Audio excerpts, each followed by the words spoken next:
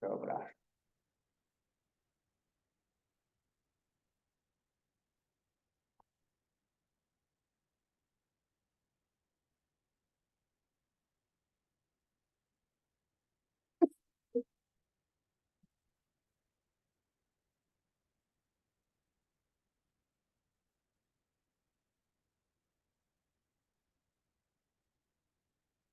¿Cuándo volverás?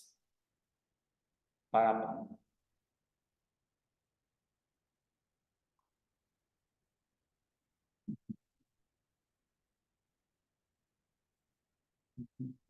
Muy buenas noches, profes. ¿Cómo estás? Me bendigas. Hola, buenas noches para todos los asistentes a clase. ¿Cómo están ustedes? ¿Cómo me les va? Buenas noches, profe. ¿Cómo me les ha ido? ¿Todo bien? Mis hermanitos, Sí, señor, todo bien. los Gracias a hermanitos Dios. y las hermanitas. Bueno, mis hermanitos, entonces, varias cosas para tener en cuenta. Comenzamos tercer orden de las corrientes religiosas. Y bueno, no sé qué me pasó, pero pues pensé que ya iba a subir y se me quedó por colocar las actividades, las 10 actividades que tienen que hacer. Entonces, qué pena con ustedes. No subí las 10, eso quiere decir que subiré por ahí 3 entonces. Lo que sí vamos a hacer es vamos a hacer una investigación sobre, ya le digo exactamente, dame un segundito, ahorita le miro exactamente sobre qué vamos a hacer la investigación para que quede claro. Un segundito, hacemos la investigación para adelantando. Ya mañana les dejo en la plataforma porque se me pasó, no sé qué, pensé que lo había hecho y ahorita que no lo hice. Entonces, un segundito.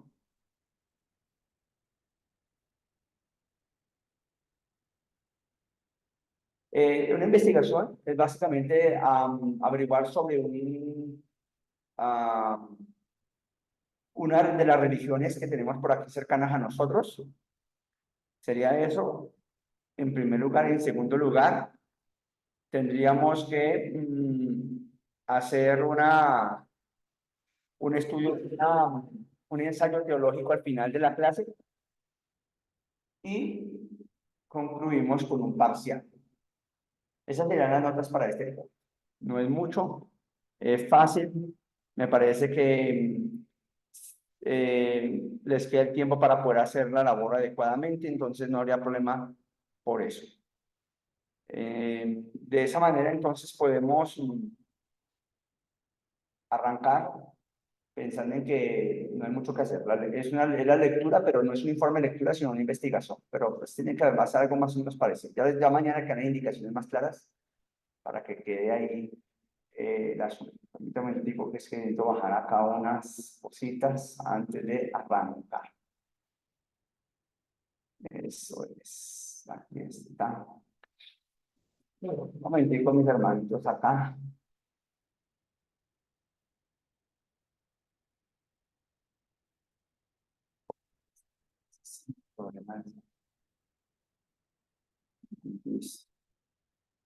Bueno, entonces, les decía que vamos a hacer un trabajo de investigación. La investigación, ya mismo les digo en dónde, de qué se trata la investigación para que sea mucho más fácil. Dame un segundito, aquí ya lo voy a buscar rapiditico para que nos quede fácil revisarlo. Vamos a acomodar acá un poquitico. Llevamos espacio para que lleguen unos dos más que hoy unos que no me entran a clase a la hora que es. Entonces toca estar en la jugada. A ver. Corrientes religiosas. Aquí.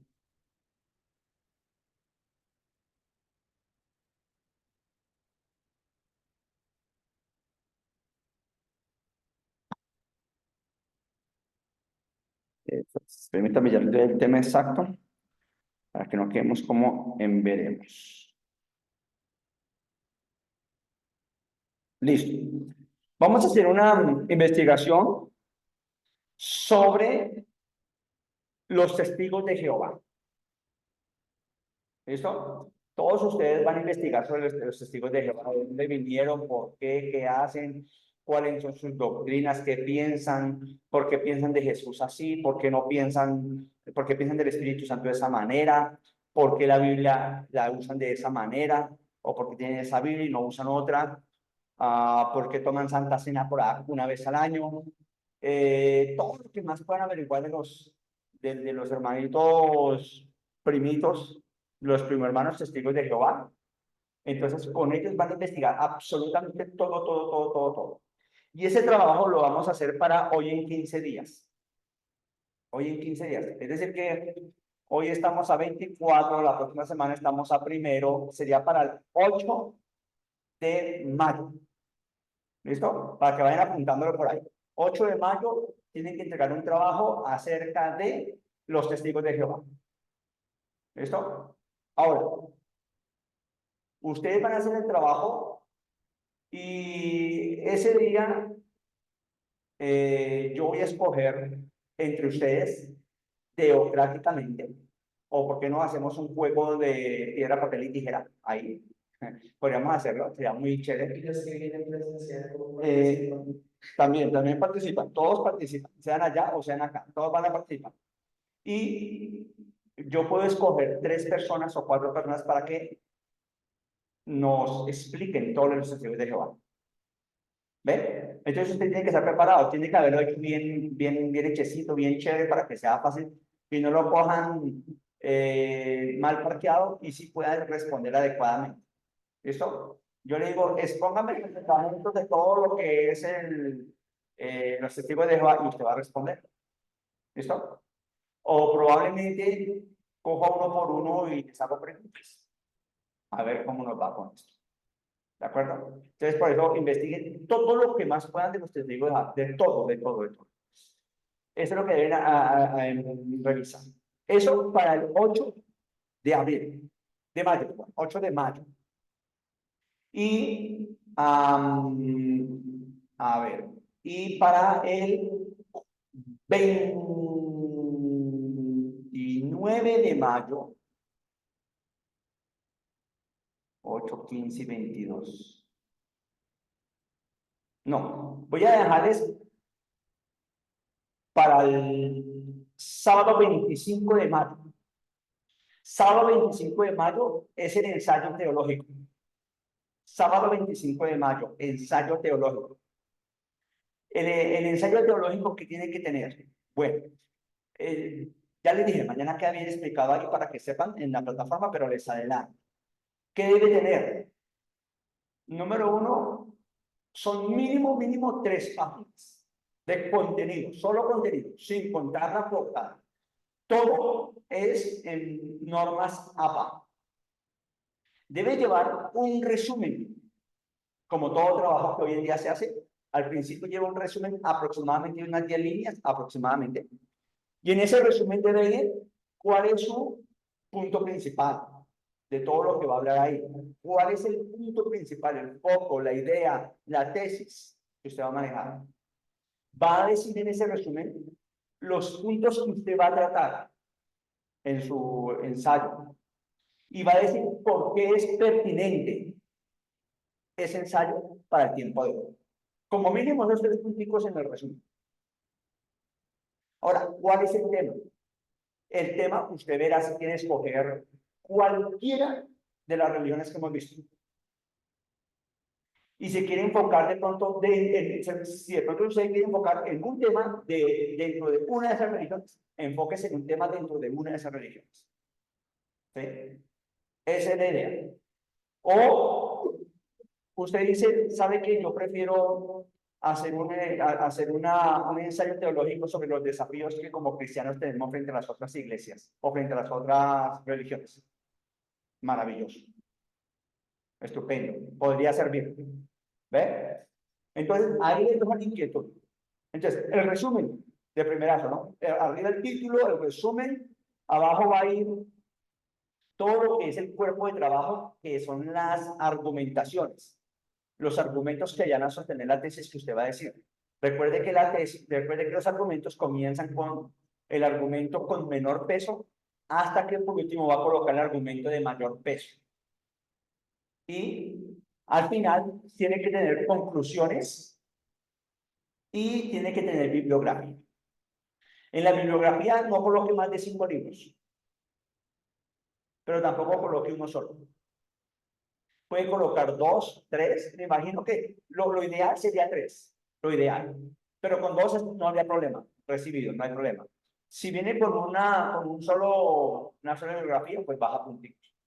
Tengan en cuenta que como ustedes ya están en unos semestres más adelantados, ustedes deben tener buena redacción y deben tener, aparte de buena redacción, deben tener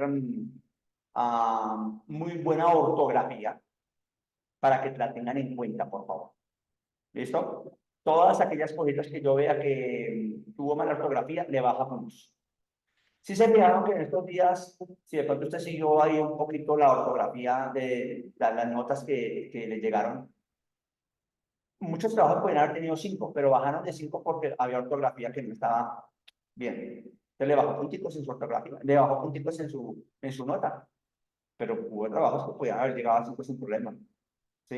Entonces, buena redacción, buenos párrafos. Recuerden no colocar párrafos por tipos de 1 o 2 rengloncitos porque pues eso no es un párrafo.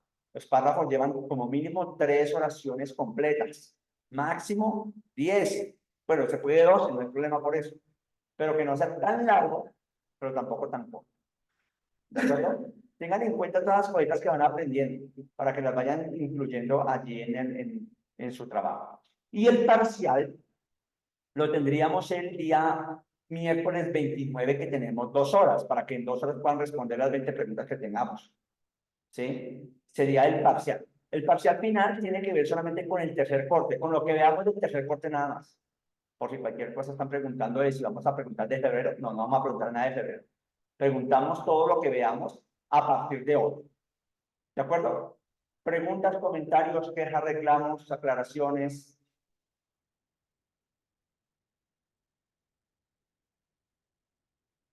¿Listo? ¿Bien? ¿Felices? Bueno. Entonces, vamos a tratar de acercarnos un poco a la vida de los mormones hoy. Los hermanitos mormones. Quiero arrancar preguntando, ¿alguno de ustedes por casualidad en su vida pasada, antes de Cristo, asistió a los mormones? ¿Tuvo nexos con los mormones? ¿Conoció a los mormones? ¿Fue mormón? ¿Alguna cosa de eso? De conocer, yo solo he leído lo que he encontrado en el internet, que digamos son muy predominantes en las ciudades específicas de Estados Unidos, de Salt Lake City. Y aunque ellos utilicen la Biblia para ciertas cosas, también tienen otro libro que ellos utilizan, y ya dentro de ese libro hay unas creencias como raras, pero no me acuerdo de contar más. Hay que son, siempre han estado muy envueltos en escándalo por la parte como de tomar varias esposas. ¿Vale? ¿Alguien más? ¿Alguien más ha estado sumergido en el mundo del mormón? Tranquilo, no les dé pena, no se preocupen que usted lo salvó. Si alguno, si alguno fue al mundo mormón y estuvo en el mundo mormón. ¿Listo? Bueno. Vamos a hablar un poquitico acerca de los mormones, que de todos modos, pues hay mucho que decir. Lógicamente que lo que decimos aquí es lo que decimos de acuerdo a como a lo que menciona Lorenzo, es lo que nosotros leemos en algunos libros acerca de ellos y aún leyendo un poco acerca de sus mismos libros. Yo he tenido el libro del Mormón, se llama El Otro Testamento de Jesucristo, lo he tenido en mis manos, he leído un poco, entonces tengo algo de idea de lo que trata ese libro. Pero nunca he ido a una reunión de los mormones, nunca he estado en contacto con una persona que sea mormón directamente, no lo he estado. Entonces lo que hablemos aquí es lo que simplemente hemos investigado en libros, pero no más. ¿De acuerdo? No es que ustedes de pronto estén pensando que yo fui mormón. Gracias a Dios hasta ahora no lo fui. Y entonces acá vamos a hablar entonces de los hermanos de los mormones. ¿Qué podemos decir de los mormones? Bueno, muchas cositas. Eh, a ver, Josué dice que sale en los anuncios de YouTube. Propaganda de los mormones. Lo que está mencionando de pronto, sí, yo creería que están mencionando sobre eso, ¿no? Propaganda de los mormones. Bueno, este que está aquí, este templo que ustedes ven acá, es un templo de los mormones. Tremendo, ¿no? Tremendo templo, hermoso, me parece un templo espectacular. Es de por sí que se manejan unas estructuras impresionantes cuando, cuando hacen sus templos. Bueno, ellos sí tienen muchos misioneros, de por sí que salen a muchas partes del mundo los misioneros. Y si se fijan, la mayor parte de los misioneros son todos jovencitos, bien elegantes, bien vestiditos, encorbatados y todo bien, pero siempre en su camisa. Aquí al lado, a este lado de la camisa, ustedes me ven, aquí, el lado izquierdo, este es el lado izquierdo. En el lado izquierdo de la camisa siempre van a ver un dato que dice miembro de los santos de los últimos días, Iglesia Mormona. Eso es lo que normalmente tienen. Y bueno, sí, trabajan con muchas redes sociales, sí, también trabajan con redes sociales. Tienen muy bonitas estructuras. Yo creo que de las iglesias que conozco, son de los que mejor tienen estructuras. Y siempre al lado de las iglesias tienen bonitos jardines y tienen canchas deportivas, o sea, algo deportivo, más que todo baloncesto y micro, una canchita de micro de baloncesto. Súper, o sea, realmente es todo lo que quisiéramos tener en una iglesia cristiana. Buen lugar, buenos sitios, amplios, con buenos lugares deportivos para atraer a los jóvenes y todo. Entonces me parece chévere. Bueno, estos señores mormones se les denomina también la Iglesia de Jesucristo de los Santos de los Últimos Días. Ese es el nombre más correcto que tienen ellos.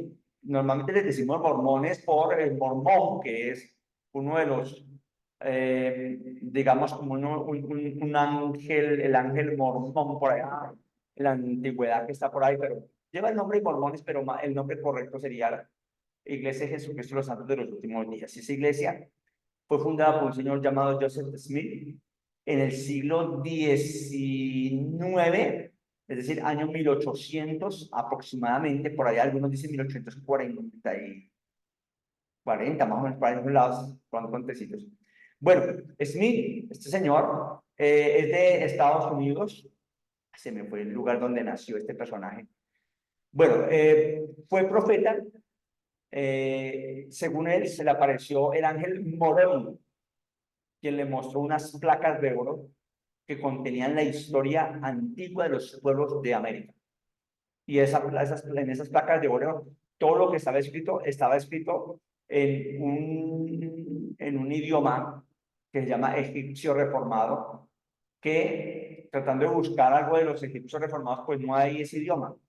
Es chistoso porque es un idioma que no existe para ese ser. Sin embargo, pues él, con la ayuda de Dios y de el ángel que le ha visitado, le pudo ayudar para que tradujera esas placas, y ahora luego llamó el libro como el libro de Mormón.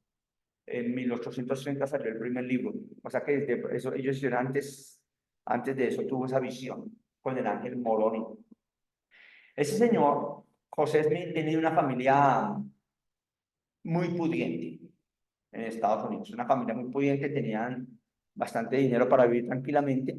Y él simplemente, pues, le gustaban todas aquellas cosas acerca de la religión. Le parece interesante, pero en una de esas, por allá, dice él, nadie vio, nadie supo, no hay evidencia absoluta que tuvo una relación con el ángel que se le apareció y le dijo un montón de cosas allí. Bueno, hasta ahí tenemos con respecto a este personaje. Ellos tienen algo, a ver, ellos tienen algo que llama el libro Mormón. El libro Mormón se parece mucho a ese libro, se parece al Nuevo Testamento de los Gedeones, el grandecito. Aproximadamente es así. viene muy parecido, un poquitico más gruesito solamente. Y es considerado por los mormones como el Nuevo Testamento de Jesucristo. Y ellos, claro, tienen el Nuevo Testamento como nosotros, común y corriente, pero anexan allí este libro que llaman el libro de Mormón, que es complementario de la Biblia. Es para poder entender un poco más la historia, porque la historia no se quedó ahí, solamente en Jesús y Pablo, sino pues que esto avanzó más y hay muchas cosas más que decir. Entonces Dios tenía mucho más que mencionar para la gente y pues apareció José Smith para poder aclarar el asunto. El libro Mormón está organizado de manera similar un poco a la Biblia. Tiene varios libros, no solamente uno, son varios libros que están allí. Hay capítulos, hay versículos, su contenido se centra en enseñanzas religiosas, hay profecías, hay narraciones, hay mensajes de redención y se habla de la salvación a través de Jesucristo. Así es que es un libro que, si alguno lo quiere leer, ojalá no se convierta ya, pero pues, si lo quiere leer, pues bien, puede leer, no hay problema por eso. De paso, pues uno aprende a conocer un poco lo que ellos tienen y cómo lo leen y qué piensan, ¿no? Porque a veces hacemos comentarios, ¿verdad?, de ellos y no conocemos sus orígenes, no conocemos sus libros, en qué se basan y todo eso. Entonces, cuando uno lee un poquito de ello, pues ya uno tiene como idea, y aunque no plenamente, pero pues algo tiene idea de qué poder mencionar de estas personas. En ese libro del Mormón vamos a encontrar el libro de Nefi. Ahí está el primer libro, ¿sí? Ese libro narra la historia de una familia israelita que emigró a América poco antes de la destrucción de Jerusalén. ¿En qué año fue la destrucción de Jerusalén? ¿El 70? 70. Bueno, yo creo que entonces nos equivocamos. Sí, pero estas familias van 500 años antes, cuando vino Babilonia y arrasó con Jerusalén y destruyó Jerusalén y acabó con todo. Ahí, de una de esas familias, salieron a volar y, bueno, volar en el sentido de que salieron corriendo, ¿no? Y según lo que cuenta este libro, es que terminan viniéndose para América. No sabemos cómo lo hicieron. No hay mención de cómo fue que llegó ahí, ¿cierto? Entonces ahí aparece una familia que se viene antes de la destrucción de Jerusalén y ahí va a describirse la historia o las experiencias de Leí y su familia. Y ahí sobre todo sus hijos que aparecen, que son Nefi, que es el mayor, Jacob, y otros hijos que aparecen ahí. Pero estos son los dos principales, Nefi y Jacob. A ver, Daniel. Profe, pero entonces, ¿cuál es la fecha según eso de la destrucción de Jerusalén? La venida de los babilonios fue en el año 586 aproximadamente antes de Cristo. Entonces, antes de que llegara Babilonia a destruir ahí, a llevarse y a acabar con Jerusalén, porque la arrasó. Antes de eso, ellos ya habían salido de aquel lugar. ¿Sí? Claro, O sea, no se la toma otra, la de Tito. la otra destrucción que ustedes están mencionando es en el año 70, pero se destruye, bueno, acaban con el templo y sacan a todos los judíos y acaban con la ciudad, la queman. Hay la historia cuenta que se quema la ciudad. ¿Sí, Daniel? Por eso, o sea, la que ellos toman es la de Babilonia como Sí, tal, ¿sí? sí, 600 años antes de Cristo. Es donde ellos aparecen, que sale la familia de allá y se vienen para este lado de América. La cuestión es que no sabemos cómo llegaron a este lado de América, porque atravesar esos lugares, bueno, de ese continente acá, no está como muy fácil, pero bueno, ahí está la historia. Ese es el primer libro que aparece allí. Otro libro que aparece en aquel lugar es el libro de Alma, y ese libro es uno de los más extensos y relata la historia de las guerras y conflictos entre los nefitas y los lamanitas, dos grupos de personas que se originaron a partir de los descendientes de Nefi y de sus hermanos. Ahora, esto ya es lo que sucede aquí en América, ¿sí? Porque Nefi ya está aquí en América con su familia y la descendencia de Nefi trae estos dos pueblos que son los nefitas y los lamanitas. Y hay guerras y acaban uno con otro, se dan duro tremendamente. Es básicamente como judíos, es como decir que los judíos con los filisteos, ¿sí? Y así nos cuentan todas esas historias y todos esos dolores que pasaron en América, ¿sí? Luego aparece el libro de Mosiah. Ese libro contiene las historias del rey Benjamín y de su hijo Mosiah, así como la historia del pueblo de Senir y su lucha contra los lamanitas. Nuevamente aparece acá los lamanitas en este grupo, que son fuertes en cierta manera. Y bueno, nos narra esa historia allí en este libro. Luego aparece, yo coloqué el libro, pero yo no coloqué bien, porque es el libro de Enos, el libro de Jarón, el libro de Omni y el libro o palabras de Mormón, ¿sí? Entonces, esos serían 1, 2, 3, 4 libros que hay allí. Solo que es que esos libros son como los profetas menores en la Biblia, que a veces son corticos, entonces lo juntan en uno solo. Y esos libros ofrecen relatos adicionales de las personas que vivieron en la antigua América según la tradición mormona. Entonces nos cuentan un poco de la vida social, de lo que viven, sus peripecias, los triunfos, el estilo de vida que tenían y demás, ¿sí? Son varios libros que están ahí, no es solamente uno, sino son varios libros que mencionó aquí en el. Bueno, aquí nos dice Josué que el Señor nació el 23 de diciembre de 1805 en Vermont, Estados Unidos. Gracias, Josué, por el dato. Entonces, quiere decir que si en 1830 salió el libro de Mormón, es decir, que él tenía 25 años. A los 25 años ya había escrito el libro de Mormón. ¿Sí? Bien, otro libro que aparece más, y es el libro de Moroni. Yo creo que es el libro más importante para ellos.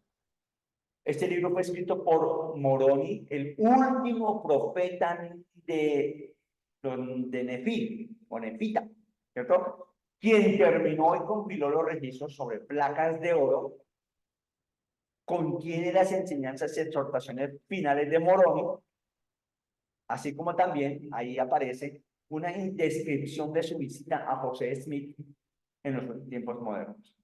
Es decir, que este libro nos cuenta quién es Moroni, qué viene Moroni, por qué escogen a José Smith, qué fue lo que le entrega, cuál es el legado que le da a José Smith, y ese es uno de los libros más importantes, ¿sí? El libro de Moroni. Bueno, estos serían los libros que aparecen en el otro testamento de Jesucristo, llamado Mormón. ¿Vale? ¿Alguno de ustedes ha leído ese libro, el otro testamento de Mormón, o lo tiene por allá a la mano? No se han perdido de nada tampoco, no me preocupe. Pero pues si lo pueden tener, pues, ¿saben, no? Si alguien se lo regala, pues no hay problema por eso, ¿sí? Bueno. Aparte, digamos que son los libros que están ahí, que aparecen ahí en ese libro de otro Mormón, pero tienen más libros. ¿Sí? Entonces, el libro de Mormón y la Biblia son textos muy importantes para ellos. Y claro que los van a usar, son su base principal para todo su estudio y sus enseñanzas y demás. Sin embargo, hay otros libros que también consideran como importantes y van a tener un papel significativo en cuanto al manejo de la fe y de las enseñanzas de ellos como tal. ¿Cuáles son esos libros? Aquí aparece.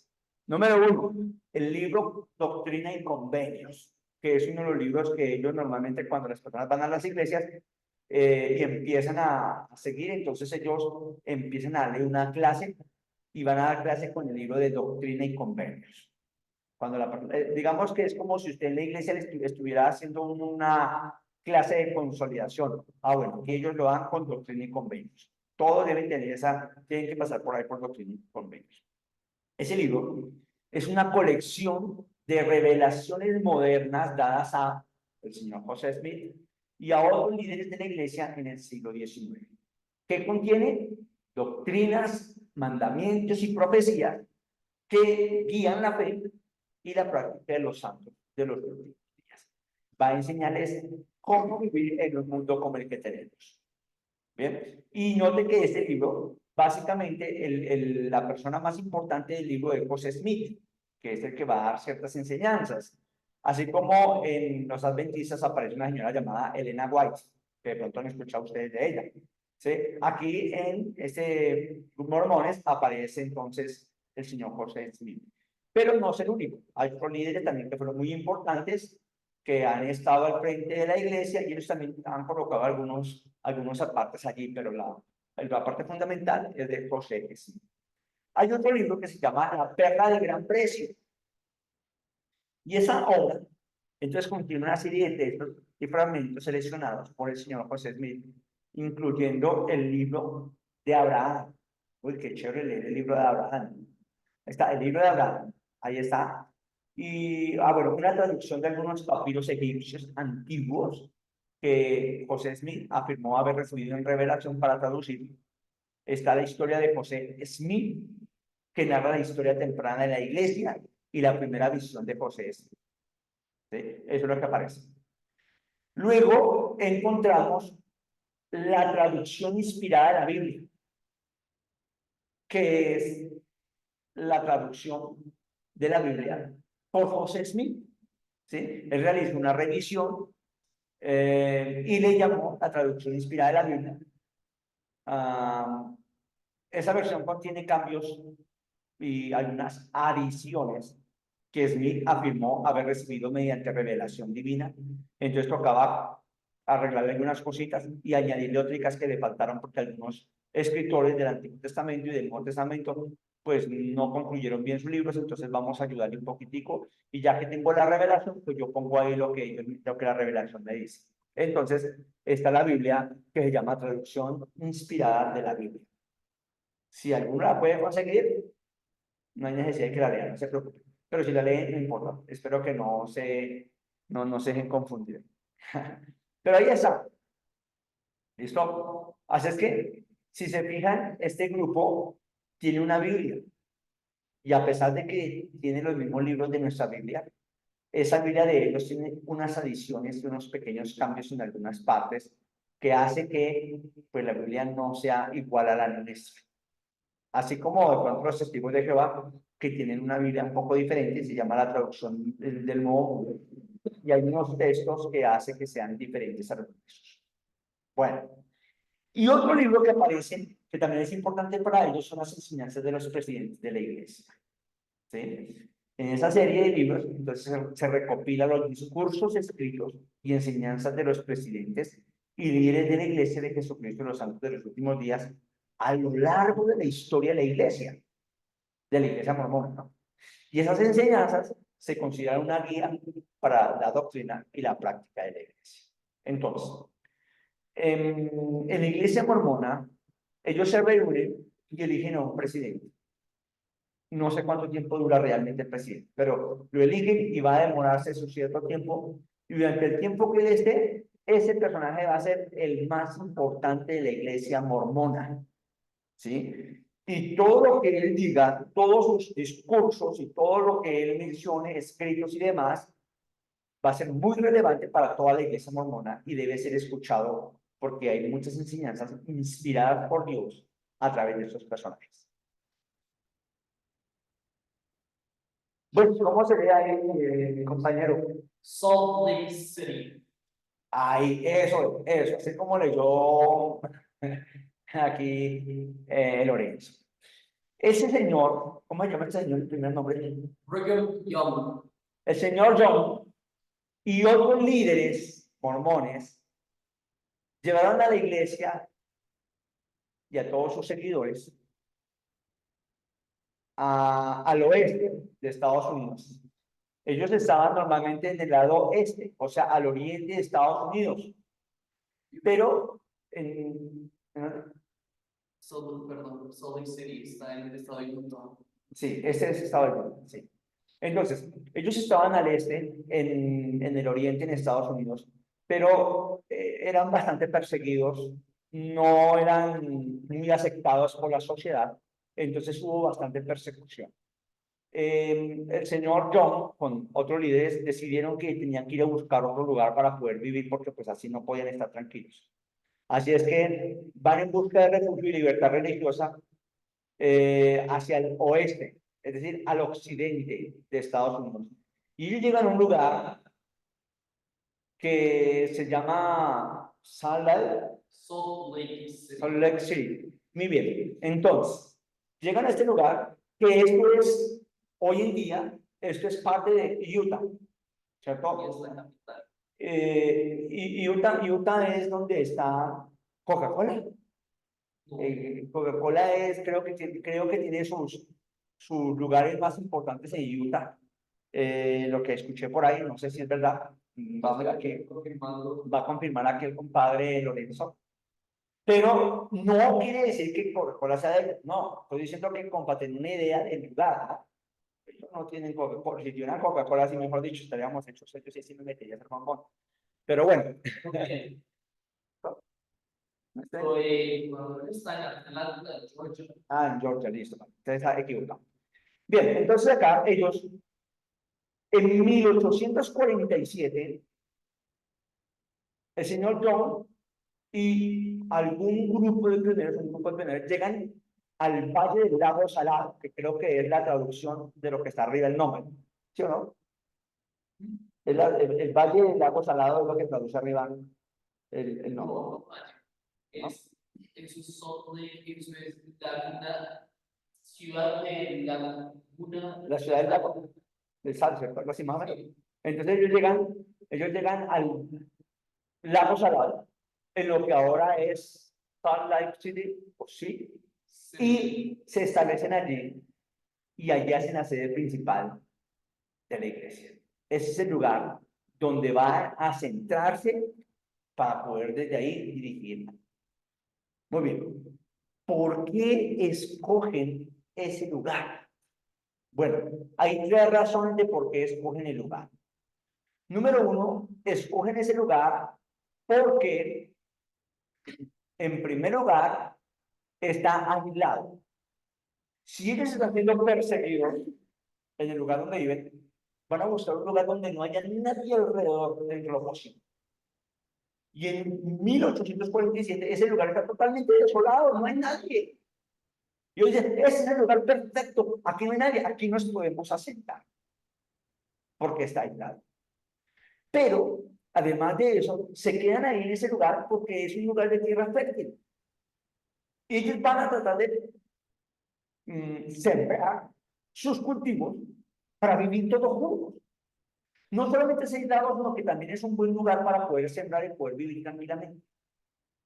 Y otra cosa, que el señor John, con algunos dirigentes de la iglesia, dijeron, Dios nos está guiando a este lado. O sea, eso es algo inspirado por Dios. Dios nos está guiando, Dios nos dirige, que es en ese lado, y nos vamos para ese lado. Entonces ellos sienten que Dios es el que les dio el lugar, que es Dios el que les colocó el sitio exclusivo donde ellos deberían estar con su iglesia, y se van para ese lugar, simplemente por eso. Ya más adelante, pues se convierte en la gran ciudad, y claro que este lugar de Utah, es uno de los lugares donde más mormones existen. ¿Sí? La mayor parte de su población es mormona en aquel lugar. Bueno, ¿qué más tenemos del lugar? Imagínense, amados hermanos, que la iglesia mormona, claro que ellos reciben diezmos y ofrendas. Ellos han enseñado a la iglesia a diezmar y ofrendar, y se sostienen con todo lo que dan sus miembros. Pero no es el único ingreso económico que tienen, porque ellos cuentan con negocios y empresas en muchas partes del mundo. Oiga, yo casi no me he fijado muy poco, bueno, no me fijo mucho, pero creo que muy pocas iglesias tienen negocios, empresas, muy pocas. Yo sé que los testigos de Jehová, y a propósito cuando hablen sobre los testigos de Jehová, ellos tienen un lugar, una editorial de impresión, cosa impresionante. Revisen sobre eso, ¿sí? Y eso también les ayuda a ellos a sostenerse. Pero aquí en este lado, entonces ellos reciben los diezmos ofrendas, pero también tienen algunos negocios. ¿Qué clase de negocio? Miren, ellos tienen agroindustria. Así es que la iglesia posee y gestiona vastas extensiones de tierra agrícola y ranchos para producción de alimentos. Ellos no se quedan simplemente cantando y alabando al Señor en las cuatro paredes, sino que ellos se mueven para tener tierras para poder cultivar. Desde el principio tenían en la mente la importancia de cultivar y hacer sus propios alimentos, pero no solamente para ellos, sino también para producción en general, para vender al mundo entero si es posible, porque eso les iba a ellos rentabilidad. ¿Qué más tienen? Bienes raíces, amados hermanos. La iglesia es propietaria de una cantidad significativa de bienes raíces, incluyendo propiedades comerciales, residenciales y en desarrollo. Tienen muchos lugares que les producen a ellos, pues, dinero, mucho dinero. ¿Sí? ¿Qué más tienen? Tienen medios de comunicación. A través de subsidiarias, la iglesia tiene intereses en medios de comunicación, como estaciones de radio, televisión, y ahorita tiene muchas cosas también en internet, ¿cierto? Por internet también se mueve mucho, sobre todo los jóvenes. Pero hermanos, esta gente se movió y tomó el mando también en muchos lugares de comunicaciones en Estados Unidos. Tal vez en otros países, al menos aquí en Latinoamérica, no se nota mucho. No hay como mucho acerca de radio y televisión de ellos, pero en Estados Unidos sí. Y eso ha significado tener mucha influencia en el mundo donde vivimos. Inversiones financieras. La iglesia invierte en una variedad de instrumentos financieros, incluyendo acciones, bonos y fondos de inversión. Es decir, que ellos negocian en la bolsa de valores de Nueva York también. ¿Cómo les parece? En todo lo que produzca dinero, ellos dicen, metámosle ahí a la. Son gente que no se quedó solamente predicando a Moroni, sino que también dijo, vamos a hacer otras cosas aparte, pues para que esto sea mucho más chévere y podamos vivir todos tranquilos y felices. Es por eso que cuando ellos llegan a algún lugar y hacen sus templos, la gente que asiste a esos lugares no da plata para los templos, ¿no? Ellos llegan y hacen primero el templo, hacen todo alrededor bien bonito, canchas deportivas, todo bien chévere, jardines, un buen lugar, y después sí empiezan a salir a compartir con la gente para traer ese lugar. Es decir, que la iglesia directamente usa sus inversiones, sus dineros, su rentabilidad para comprar terrenos y montar sus iglesias. ¿Cómo la ven? ¿No le parecería chévere que la iglesia también tuviera otras opciones de entrada? A mí me parece interesante. Yo conocí una iglesia pentecostal en Río Negro, Antioquia. Si alguno de pronto conoce el lugar, yo estuve pastor allá un buen tiempo, en Río Negro, Antioquia. Y la iglesia pentecostal decidió que iban a crear una frutería. Y colocaban una música muy agradable, muy buena atención, hacían muy buenas ensaladas de frutas, vendían helados, vendían muchas cosas. Y todos los que trabajaban ahí eran gente de la iglesia. Entonces les pregunté una vez que ellos, ¿por qué estaban ahí? O sea, ¿por qué hacen ese trabajo? ¿Qué eso? ¿Y por qué no se dedican más bien a predicar? Y pues a ver qué decían. Ellos decían que ellos también tenían que tener otra fuente de ingreso, primero para la iglesia y segundo que querían darle empleo a la gente que vaya a la iglesia. Y no se quedaron con ese único lugar, después abrieron otro, después van con otro, hasta que se crea algo grande. Pues hermanos, a mí me parece eso maravilloso. Si una iglesia puede tener las posibilidades de hacer microempresas, levantar, háganle. Eso no se echen para atrás en el nombre de Dios. Claro, oren primero, darle la voluntad al Señor y háganle. ¿Sí? Porque pues nunca sabe cómo el Señor bendiga sus vidas y bendiga ahí toda la iglesia en general y todo lo demás, ¿no? Entonces, para mí sería muy maravilloso poder hacer algo así como eso. Súper. Si la iglesia puede comprarse un edificio y arrendarlo, hágale, hermanitos. Eso es bendición de lo alto. Bendición poderosa para la iglesia. Bueno, ahí está. ¿Qué más tenemos? Imagínense que ellos tienen industria hotelera. La iglesia posee y opera hoteles y centros de alojamiento en diferentes partes del mundo. Eso es impresionante, ¿no? Muy impresionante.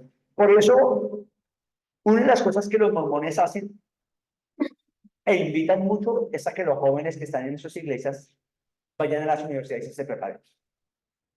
Que estudien lo que quieran estudiar, para que luego desarrollen dentro de todas aquellas posibilidades que tienen de trabajo. Porque en primer lugar, la iglesia sabe que si los muchachos se preparan y van a trabajar y son del grupo de ellos, primero les va a ir bien porque no los van a tumbar. Si no, esos muchachos no van a robar tan fácilmente.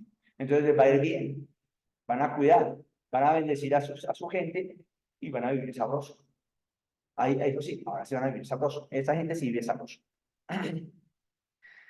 Bueno, eso en cuanto a la parte de cómo ellos viven y cómo se sostienen. Y de paso, pues la gente que va a la iglesia, pues también aporta sus diezmos y ofrendas. Si trabajan dentro de la iglesia, si trabajan dentro de los negocios de la iglesia, las empresas de la iglesia, pues también les toca ofrendas y diezmos, o si no, pues tienen dando diezmos y ofrendas, entonces no le damos más trabajo. Entonces, les toca a las buenas o a las malas, ¿cierto? O por compromiso con el Señor. Eso sí, no sé. Bueno, hay unos pilares fundamentales en esta iglesia. ¿Sí? Esos pilares fundamentales son fundamentales, son centrales para su fe y su vida religiosa. ¿Cuáles son esos pilares fundamentales? Número uno, la Trinidad. Pero aquí hay un problema con la cuestión de la Trinidad. Porque los mormones creen en el Padre, en Dios el Padre, en Jesucristo su Hijo y en el Espíritu Santo. Pero creen como entidades separadas y distintas. Es decir, no como usted y yo, que decimos que Padre, Hijo y Espíritu Santo, tres personas y un solo Dios verdadero. Y yo digo, no. Estos son separados, son distintos. No estamos hablando aquí no estamos hablando de que es uno solo, no. Esto es una familia. Esto es una familia. Y tengan en cuenta esa palabra que acabo de decir. Esto es una familia. Está el Padre, está el Hijo y está el Espíritu Santo, y esa es la familia. Son diferentes, son distintos, pero todos son Dios. Punto, se acabó. Interesante. Tienen tres dioses. Ahora sí, como algunos denominan, ustedes tienen tres dioses. No, nosotros no tenemos tres dioses, tenemos un solo Dios. Pero esta gente sí tiene, en este caso, dioses, puesto que su Trinidad no es como nosotros la entendemos, sino pues ellos sí la separan, no tienen problema en separarla, y no hay dificultad para ellos en ver algo de eso. Bueno, parte fundamental definitivamente es el libro de Mormón. El libro de Mormón es básicamente, diríamos que es más importante que la Biblia casi.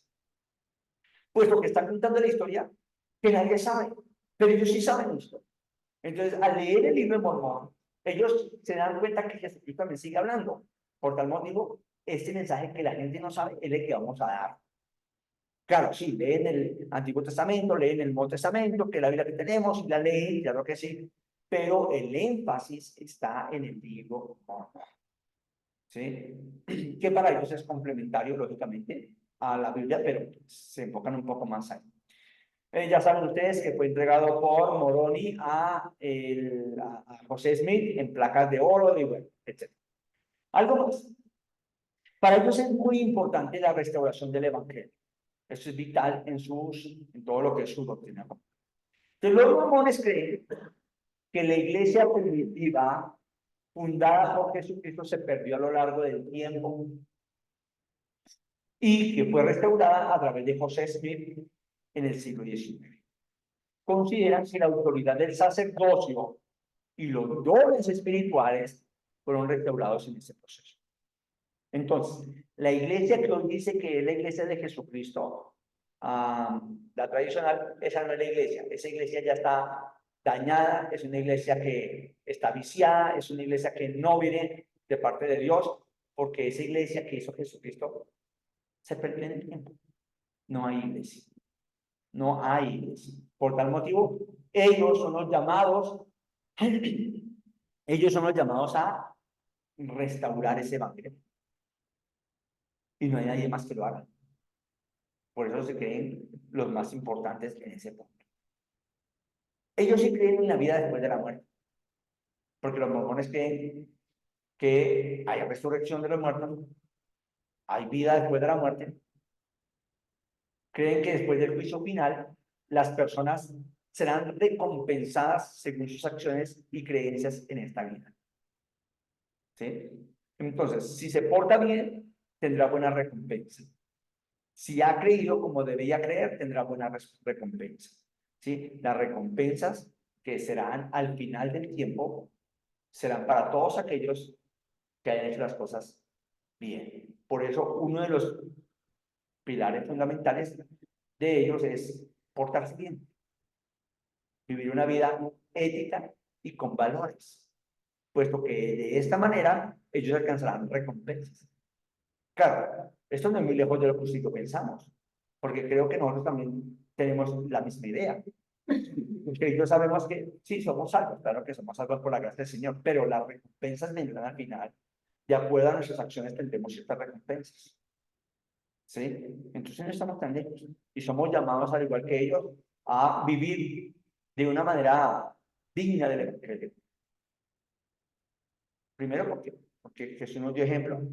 Segundo, porque somos parte, estamos comprometidos con la iglesia. Y tercero, porque tenemos recompensas finales que están programadas para darle a todos aquellos que viven de acuerdo al Evangelio. ¿Listo? Entonces no hay mucha diferencia en algunas partes de las cosas. Mire lo que yo les decía aquí de la familia. Los mormones enfatizan la importancia de la familia y creen en la existencia de relaciones familiares eternas. Entonces, mediante ordenanzas sagradas realizadas en los templos, creen que las familias pueden estar unidas para siempre en la vida futura. Por tal motivo, para ellos es muy importante que toda la familia asista. De por sí, que esta iglesia de los mormones es una iglesia de familias, donde asiste desde el abuelo hasta el nieto y bisnieto y todo lo que hay. Y todo el mundo se supone que debe ir a esta iglesia, porque es parte de la familia. Y esta familia va a estar en el futuro. Cuando lleguemos a estar en el reino de Dios, esa familia no se desintegra, seguirá siendo familia allá en la presencia del Señor. Por eso es importante tener buenas relaciones con la familia, apoyar a la familia, animar a la familia, y entonces esto hace que ellos no se separen fácil de la familia. La familia termina siendo muy importante por razones eternas. ¿Sí? Y me parece también bastante bueno. Sí, creen los diezmos y las ofrendas, mis hermanos, igual que nosotros. Practican esa ley de 10.000 ofrendas, donando el 10% de los ingresos a la iglesia. Claro, también dan otras ofrendas, contribuciones voluntarias para apoyar la obra de la iglesia. Así como usted y yo a veces damos pro templo, a veces damos en la obra social, a veces damos para X cosa que se necesite. Entonces damos ofrendas, diezmos y damos otras ofrendas que en ocasiones se necesitan. Y la iglesia ve que es importante, entonces son voluntariamente, de una manera voluntaria, cada uno da algo de esas ofrendas a las iglesias. ¿Sí? En este punto creo que tampoco estamos diferentes. Aquí hay algo interesante con el profeta viviente. Ellos creen que el presidente de la iglesia, a nivel mundial, que está dirigiendo desde Utah, para que ya me olvide el nombre, ese señor es un receptor de la revelación divina para guiar, dirigir la iglesia, tanto en asuntos doctrinales como también en asuntos organizacionales y prácticos. Entonces, la comunicación entre Dios y su pueblo no se ha detenido, mis hermanos. ¿Sí? Para ellos Dios sigue hablando hoy a través del profeta. En este caso, el profeta viviente, que es el que está liderando la iglesia. Él es el profeta viviente. Esa comunicación se mantiene, continúa en la actualidad. No se ha cerrado la inspiración. Por tal motivo, esta persona es no venerada, pero sí muy respetada, puesto que esta persona recibe directamente de Dios palabra para la comunidad en nuestro tiempo.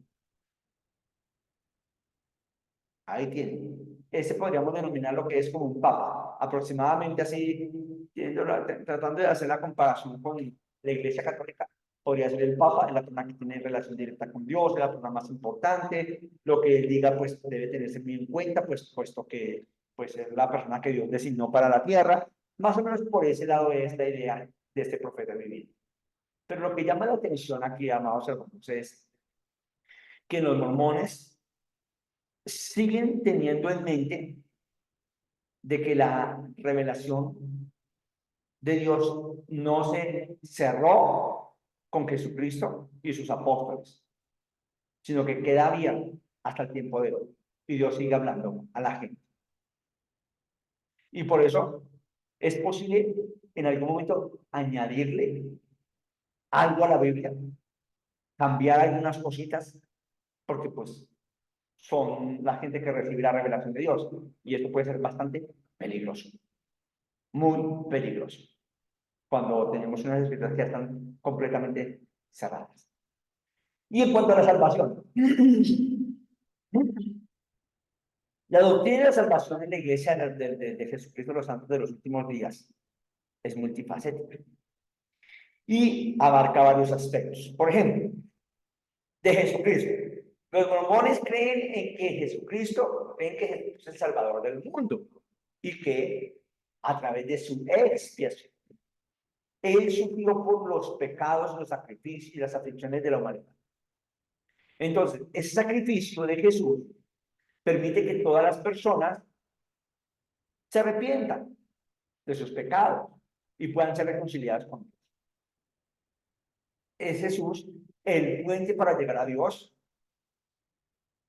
para alcanzar la salvación.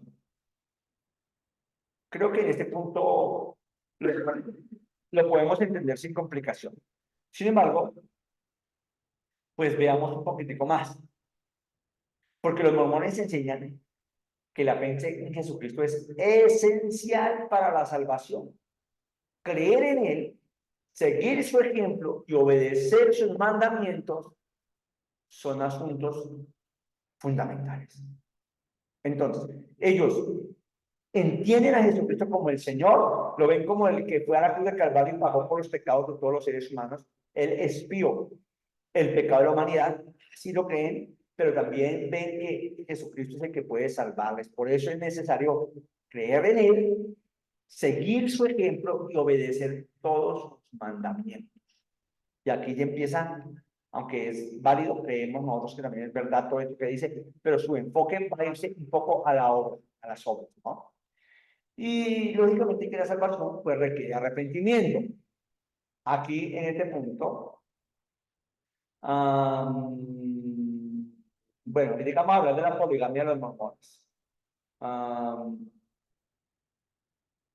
Los del MMM, Movimiento Misionero Mundial, en Sí, este caso, tienen o bueno, respuesta. no, los de Piraquí, los del Mira. Ah, ya, los del Mira. Ah, bueno, sí, sí, sí. Pero entonces, no sé si son MMM, no, no. Los del M, solamente una M. Ah, los, bueno, Sí, Jesucristo, bueno, los ministerial, bueno, esos. la Ministerio de Jesucristo Internacional. Ah, bueno, ellos sí se meten en la política porque con la política también sustentan la iglesia, pero también tienen negocios. Ellos también tienen negocios. Ellos tienen negocios. Han creado empresas para poder también darle a trabajo a la gente y que ayude a sostener la iglesia como tal. Sí, eso lo hacen ellos. Las tres M's, tengo entendido que sería Movimiento Misionero Mundial. Ellos son pentecostales trinitarios, pero no creo que tengan en cuenta negocios, puesto que es pecado para ellos que platas de negocios directamente vayan al templo. Necesitan más bien que trabaje la gente y que la gente lleve la ofrenda. Es más o menos la idea de ellos. Bueno, en cuanto al arrepentimiento aquí para la salvación, los mormones creen en la importancia del arrepentimiento como parte del proceso de salvación. Arrepentirse en ese caso significa entonces reconocer los propios pecados, también sentir tristeza por el pecado realizado, abandonar el pecado y esforzarse por vivir una vida más recta con la ayuda de Dios. Eso para ellos es el arrepentimiento, lo tienen claro. Creo que tenemos la misma idea en cuanto a arrepentimiento en este punto. Y Aquí es interesante con respecto al bautismo en agua. Porque los mormones consideran el bautismo en agua, el bautismo por agua, como ordenanza esencial para la salvación. Creen que el bautismo simboliza el lavado de los pecados y de entrada en el convenio con Dios. Se realiza por inmersión, siguiendo el ejemplo de Jesucristo. Entonces acá, para ellos el bautismo sí es muy importante. Muy importante. Ya les voy a explicar por qué es importante ahorita cuando avancemos un poquito. Pero es demasiado importante, mucho, para la salvación. ¿Qué dicen del Espíritu Santo y de los dones del Espíritu Santo? Vamos a cerrar el. Bueno, entonces el Espíritu Santo dice los mormones que, pues sí, creen en esa influencia y en la guía del Espíritu Santo en sus vidas. Consideran que recibir el don del Espíritu Santo es crucial para fortalecer la fe. Recibir la revelación divina también es importante a través del Espíritu Santo y porque el Espíritu Santo va a guiar el camino, les guía hacia el camino de la salvación. Es decir, el Espíritu Santo sí es necesario, lo necesitamos. Bueno, no al igual que los testigos de Jehová, porque los testigos de Jehová hablan del Espíritu Santo como una fuerza, estos no hablan como una fuerza, lo ven como una influencia en sus vidas que les puede llevar a cambiar muchos aspectos de su vida y a guiarles y dirigirles para hacer las cosas al derecho. Hay unas ordenanzas en el templo que ellos realizan, ¿sí? Nosotros diríamos sacramentos también, ellos tienen sus ordenanzas en el templo. Esas ordenanzas son el sellamiento de familias para la eternidad. Es una reunión exclusivamente donde se habla sobre la familia, si se bendice la familia, si se sellan para que vayan a la eternidad como familia, con su gente. También hay otra ceremonia relacionada con la salvación y la exaltación, pero aquí digamos que una de las ordenanzas más importantes que ellos tienen es ese sellamiento de las familias para que se encuentren en el futuro. Interesante. También habla de la gracia y las obras, ¿no? Los mormones creen la importancia tanto de la gracia de Dios como de las obras en el proceso de la salvación. Consideran que las obras son una manifestación de la fe y de la obediencia a Dios, pero entienden que es por Jesucristo que se puede alcanzar la salvación. Sin embargo, las obras van a ayudar, ¿sí? Las obras ayudan a la salvación, aunque la salvación la da Cristo. Pero las obras, ahí le echamos una manito con las obras, por si algo falta, entonces le echamos ahí una manito en algunas cosas que podamos hacer con unas obras. Bueno, hablando de la comida, los señores mormones tienen una ley de salud de la palabra de sabiduría. La palabra de sabiduría es una revelación dada a José Smith y se encuentra en la sección 89 de Doctrina y Convenios. Recuerda que ese es uno de los libros que yo le manifesté que tenían también los mormones. Y en ese capítulo 89, en esa sección 89 de ese libro de Doctrina y Convenios, ahí aparece la revelación, en esa revelación, donde se aconseja abstenerse de alcohol, de tabaco, de té y de café. Por eso es que dicen que los mormones no toman tinto. Ahí aparece. Pero el té tampoco. Ni tampoco fuman, ni nada de alcohol. ¿Sí? Ahora, muchos mormones interpretan esto como una guía para llevar una vida saludable y evitan consumir esos productos. No es, escuchen, no es que sea una obligación o una prohibición, no es que sea una prohibición sino que es por cuestión de salud, porque es un consejo que da José Smith para que la gente pueda vivir con buena salud. Y dice, eviten consumir esos alimentos, porque pueden dañar su cuerpo. Ahora, pues hermanitos, el café tiene mucha cafeína, ¿no? Y creo que de una u otra manera sí puede alterar en algunos momentos los nervios, en algunos momentos puede alterar ciertas partes de nuestros cuerpos, pero hay que tener cuidado. Lo del té, no sé por qué, pero pues dicen que también tiene complicaciones. El tabaco, pues ya sabemos que daña los pulmones, el alcohol, la cirrosis, daña los riñones, hígado, creo que es. entonces tenemos problemas gravísimos. Entonces dice, eviten todos esos alimentos. En cuanto a alimentos, entonces no hay prohibición, pero sí es un consejo. ¿Listo? Para que lo tengamos en cuenta.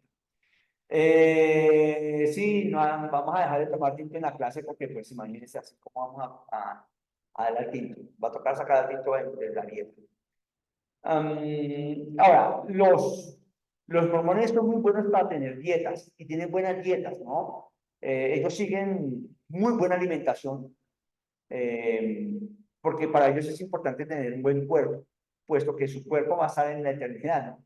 Entonces es bueno tener buena alimentación y todo lo demás. Además, porque ellos son templo del Espíritu Santo. Creo que también a veces se nos olvida a nosotros eso.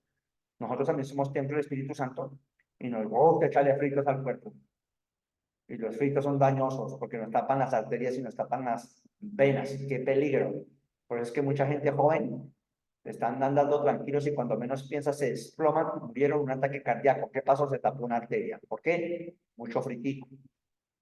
Nosotros no cuidamos nuestro cuerpo y le metemos harinas a nuestro cuerpo. Cantidad de arroz que usted necesita al almuerzo y a la comida, hermanos. Póngase pilas con eso. ¿Cierto? Tanto pan que usted come en todas las panaderías donde va a comer pan. Pilas con eso. Bájale a todo eso. Somos templo del Espíritu Santo. Hay que aprender de la gente que enseña bien, ¿no? Las empanadas son dañosas también en cantidad. Si son poquiticas, de una, no hay problema. Y de vez en cuando. Pero es que meterle todos los días empanada, todos los días pan, todos los días arroz, todos los días café, pues dañoso, ¿no?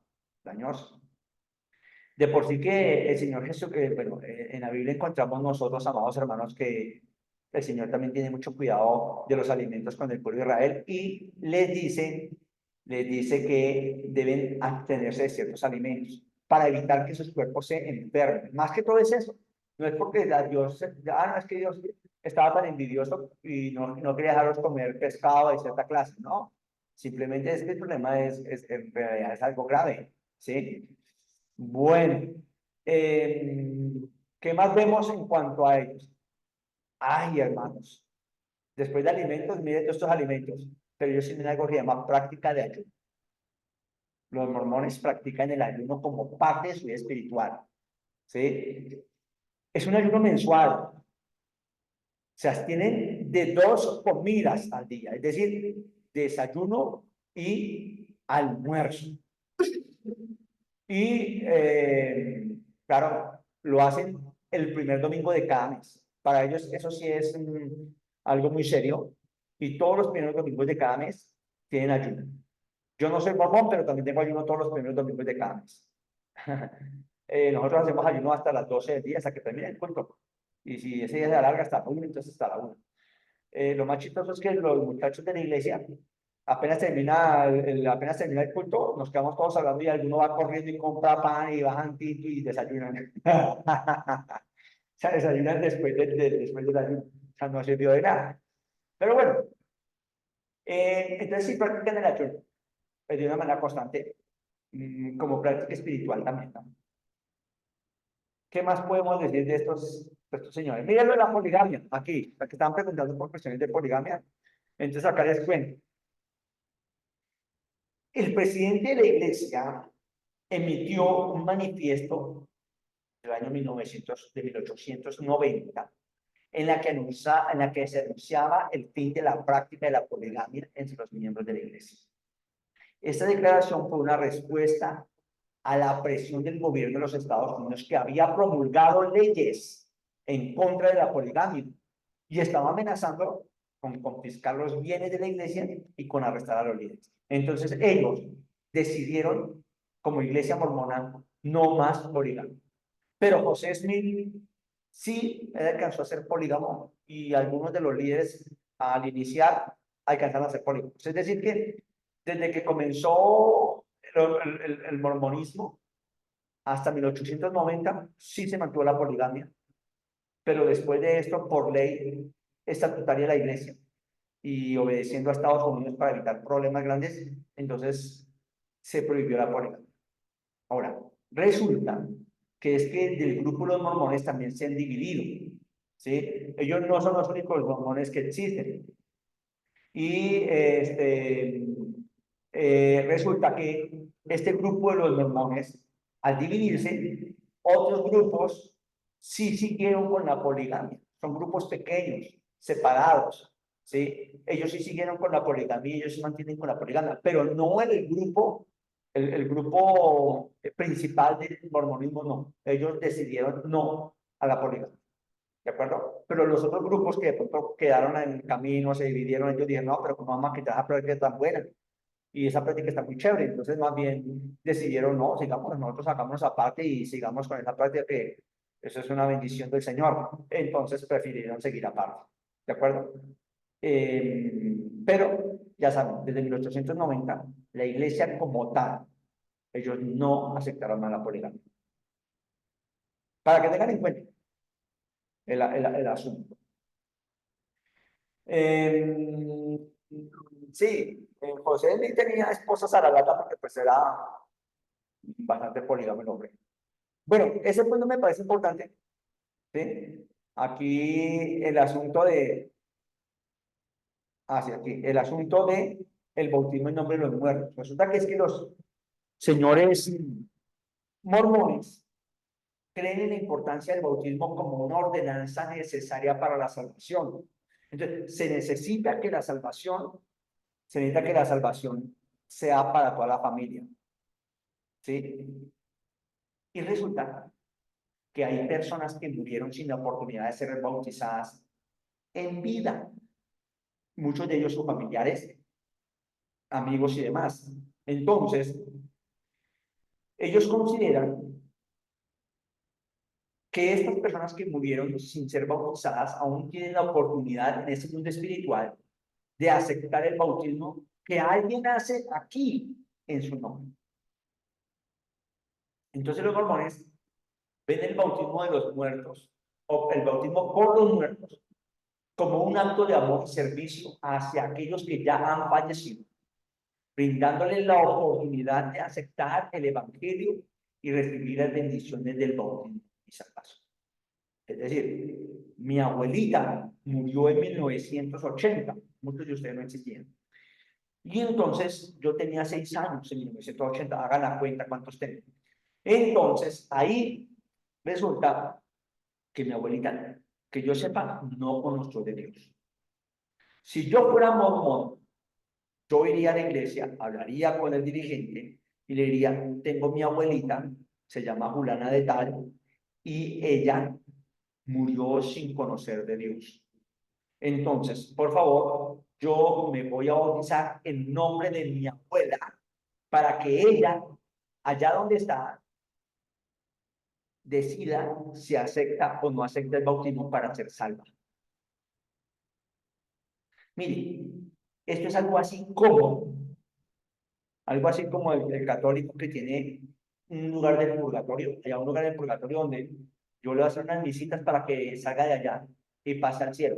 Entonces, lo que yo haga aquí en la tierra afecta al cielo, allá a la gente que está allá en ese purgatorio, y entonces pasa al otro lado. Eso es lo que tiene la idea del purgatorio, ¿se acuerdan? Es más o menos lo mismo lo que pasa con los mormones. Entonces, esta gente que murió va a un lugar donde están allá esperando el momento final de la redención. Pero podemos ayudarles a que sean salvos. Y si yo me bautizo en nombre de ellos, completamente en nombre, cuando en el momento del bautismo se lee el nombre de la persona y se bautiza, entonces le estamos ayudando para que esa persona tenga la oportunidad allá donde está de recibir ese bautismo o rechazarlo. Y si lo recibe, pues entonces va a recibir la bendición del bautismo y de salvación. Chévere. Súper. Ese es el asunto del bautismo en nombre de los muertos. Eso sí se practica hasta el día de hoy, es real, porque yo les digo a ustedes, es importante la familia para ellos. Y cualquier familiar que partió de este mundo sin haber sido mormón o bautizado como mormón, entonces inmediatamente ellos tienen la oportunidad de bautizarse en el nombre de ellos y ser ayudarlos a salvar. Ahora, otra cosa. Según el mormón, la iglesia mormona, solamente van a ser salvos todos aquellos que acepten a los mormones, a Jesucristo y el Nuevo Testamento de Jesucristo. Que se bauticen como ellos acá lo hacen y ellos son los únicos que podrían salvarse. Así es que nosotros estamos perdidos. Esperemos que alguno de ellos se bautice por nosotros. Toca hacernos amigos algunos de ellos, a ver si alguno de ellos dice, oiga, sí, yo me quiero bautizar allá por el nombre de Henry, el nombre de Edwin, el nombre de Sara, de Benjamín, de Wilmer, de Adriana, etcétera, etcétera, ¿no? Hubo un Entonces yo veré. Hubo un escándalo hace un tiempo, que una de las bases más grandes de encuentran los mormones lo están utilizando para ganar el nombre de ese mismo. Sí. Ahora, para los mormones es importante la genealogía. Para ellos es muy importante los ancestros. Sí, ellos, es más, hacen estudios de sus ancestros también para bautizarse en nombre de ellos y tratar de ayudar para salvarlos. Porque como la familia es importante y vamos a estar en el otro lado con la familia, entonces aprovechemos. Mis hermanos, ahí les cuento los mormones. Preguntas, comentarios y aclaraciones mañana. Apunten las preguntas ahí. Apunten las preguntas ahí, por si tienen alguna pregunta, apúntela para que mañana se le olvide y mañana nos vemos en el ratico que tengamos, tenemos un ratico mañana y hablamos sobre al respecto si hay preguntas. ¿Listo? Si no hay preguntas, entonces tomamos un tipo con empanada y vamos mirando a quién se quiere bautizar. Nombre de los mormones. Mis hermanitos, muchas gracias por lo que me dijeron. Bendiciones. Gracias, Listo, profe. gracias, profe. Gracias, profe. Gracias, profe. Vale, vale. Gracias, profe. Ya tengo las preguntas.